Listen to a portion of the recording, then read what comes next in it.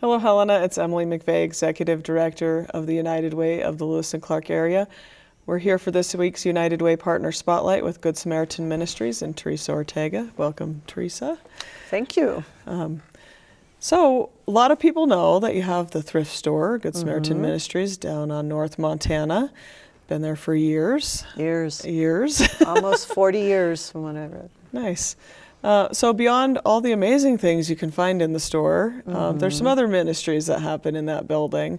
Tell us about the other things that happen in that store. There's lots going on in the store, and it's pretty packed. You know, we've staffed up a little bit. We're doing well in that area, so that helps us to get more things out on the floor, which is always nice. And it's always nice to see our customers come back and look, especially when they know we've put new stuff out. So there's that piece of the store. The ministry is there, and the store is a ministry to the overall Good Samaritans, from the overall Good Samaritans.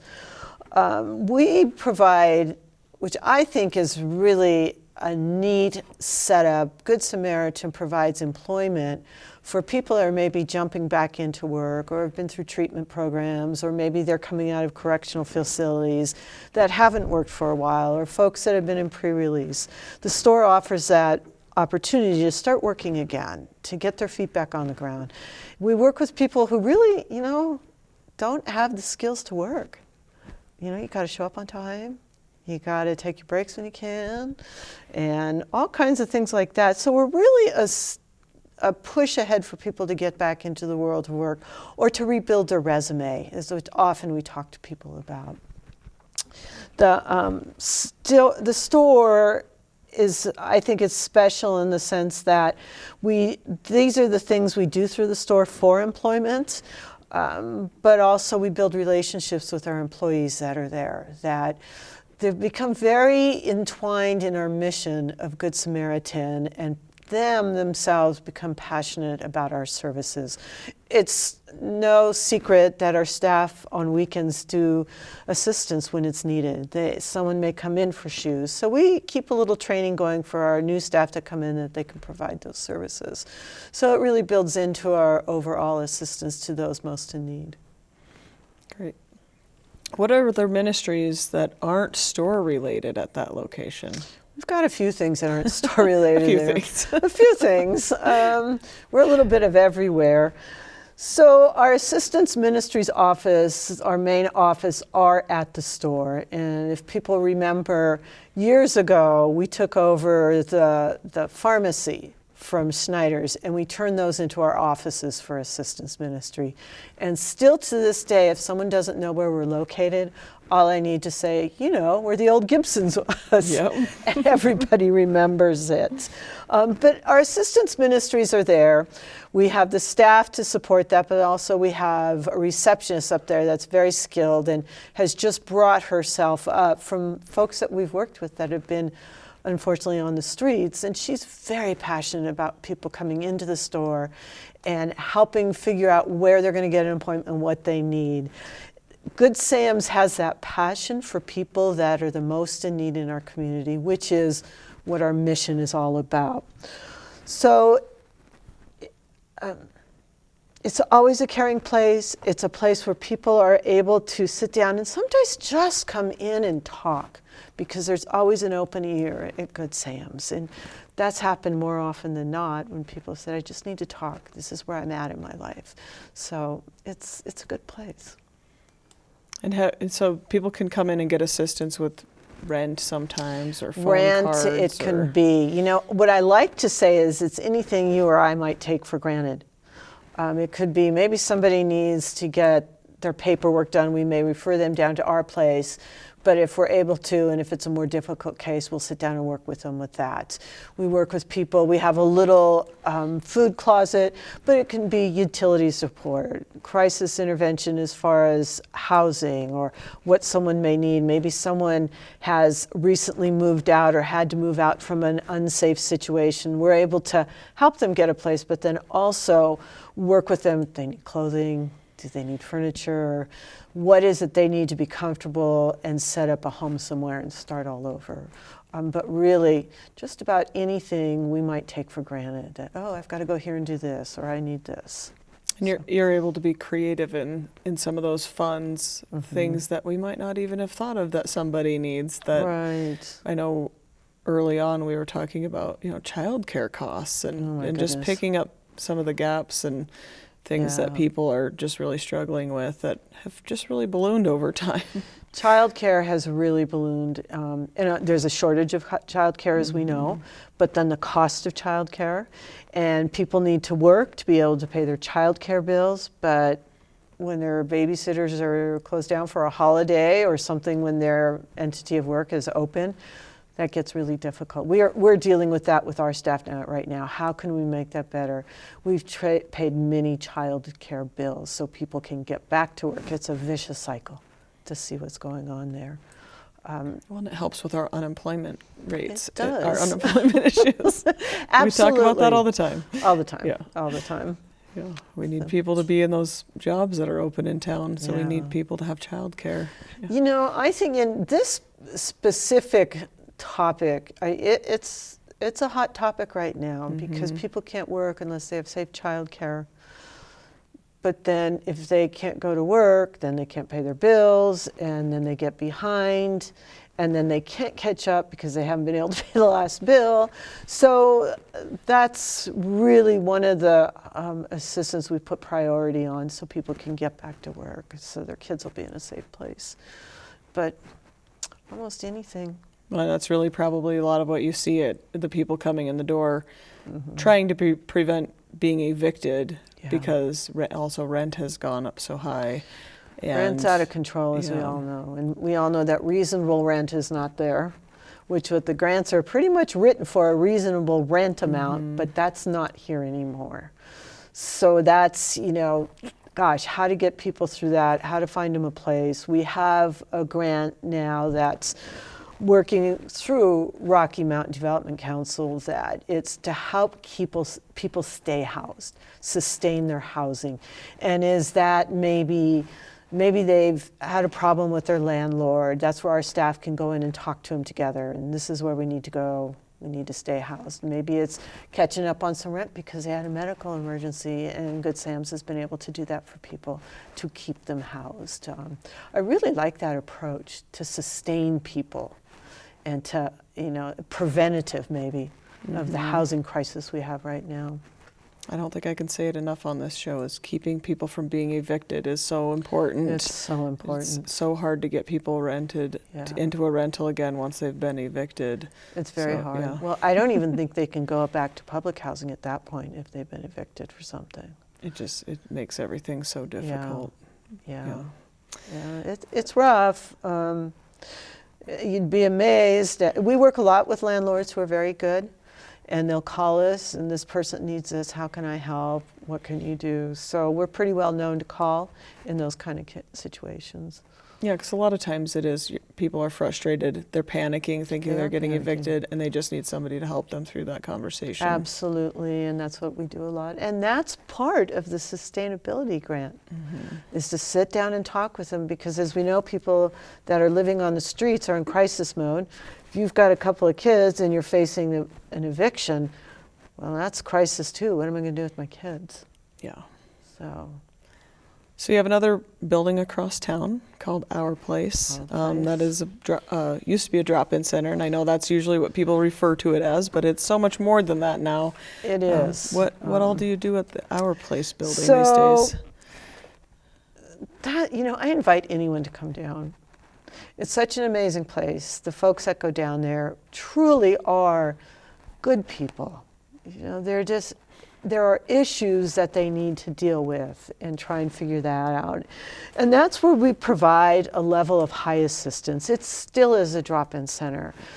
We have groups twice a day that are about resilience and sobriety and, how do I start my treatment plan? What if they don't want to go to a treatment facility, which we see a lot of people who don't, but they continue to come to Our Place, and they continue to come to these groups and be part of the group.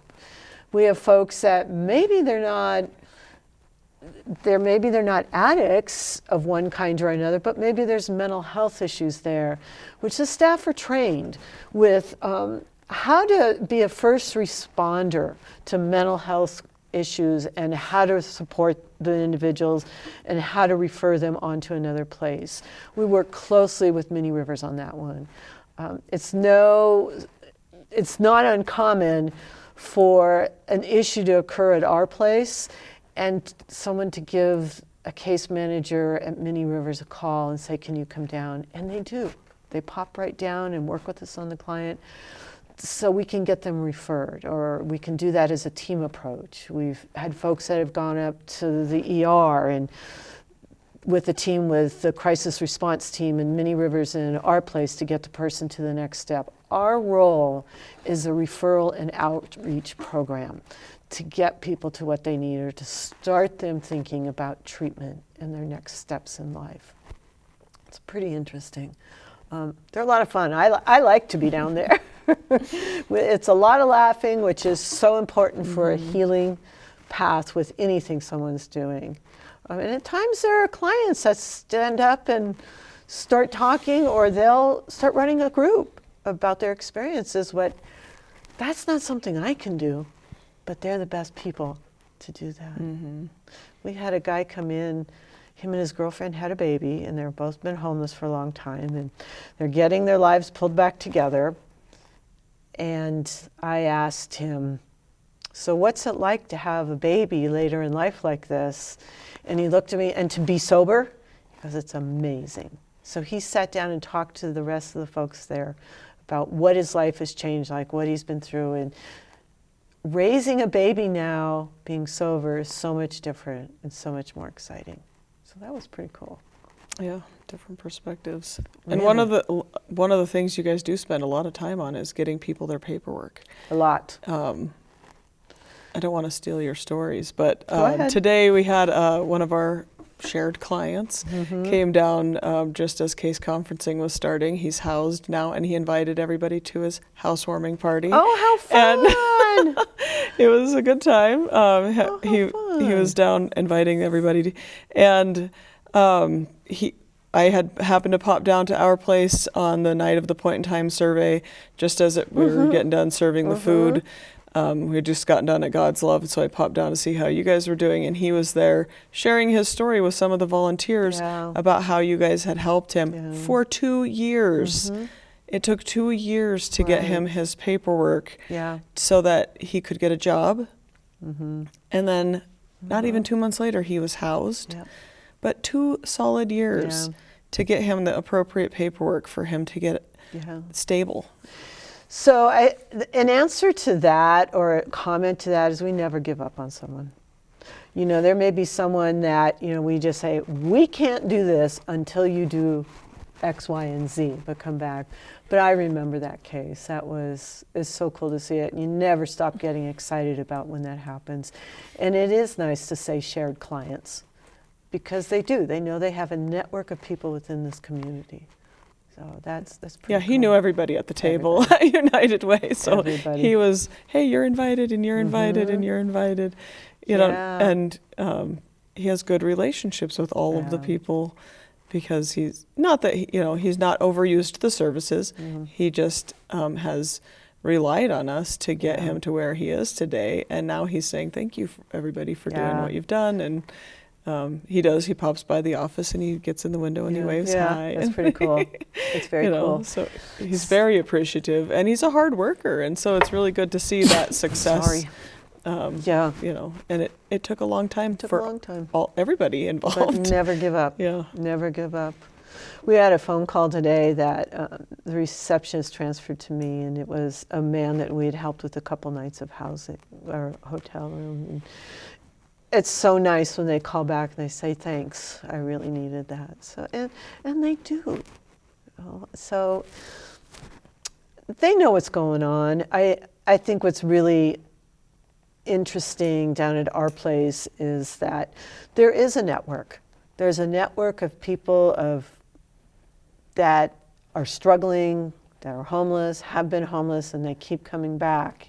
And they do come back to help each other. And I saw one case yesterday of someone who was very, very difficult and really struggling, and he went out after he was in my office and saw an elderly lady trying to put her jacket on the main floor. Just got up and went over and helped her and picked up her bags. It's pretty cool. It's nice to see that.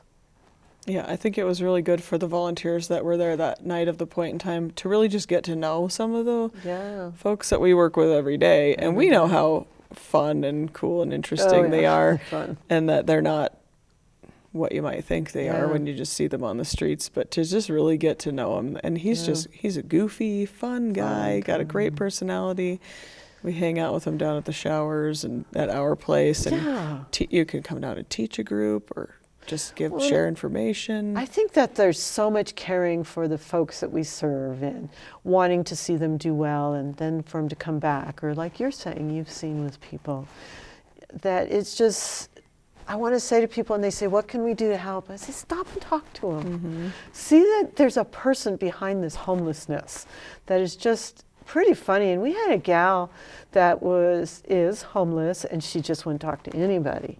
And step by step, and it usually takes them a few weeks, she started coming around, and we were in a group one day, and we always, in the mornings after a group, we put on the news so people can hear what's going on in the world, which really has more impact than I thought it would. And she took a piece of what was on the news and she just blurted out, I think it's about time this happened.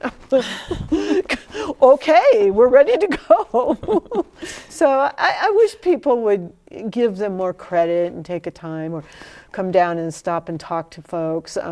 That night, the longest night, that was a fun time at our place, and just sitting around and talking to people. It was just like, no barriers, but it was so relaxed. Mm-hmm. And to have the folks that are served by us, are you just in the same conversation?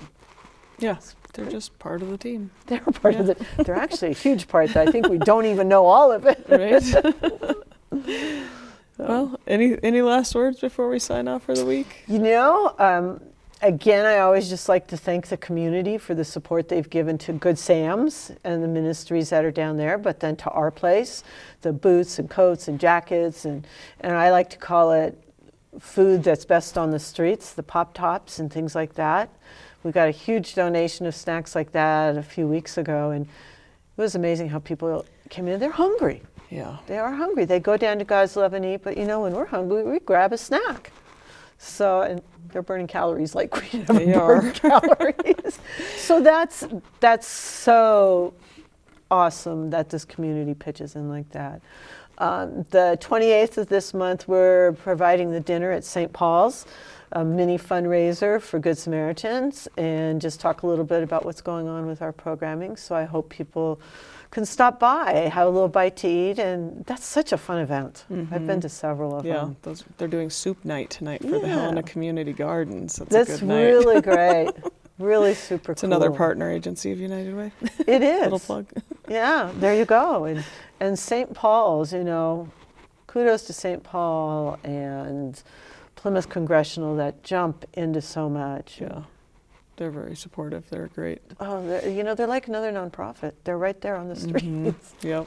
Very hands-on. Yeah.